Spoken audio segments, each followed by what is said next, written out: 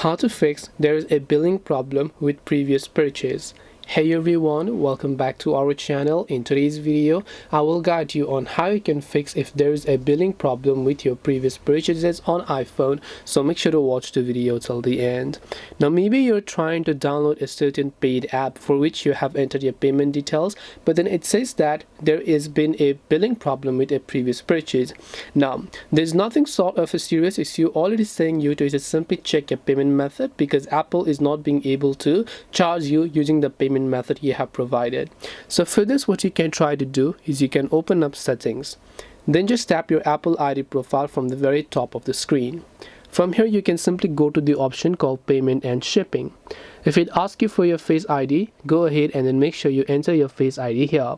And once you enter your Face ID, after you have done that, you'll be taken to the payment page where you want to check the credit or debit card you have added, and that would ultimately help you solve the problem if your card is working just fine. You might also want to contact the card provider if you're having further issues.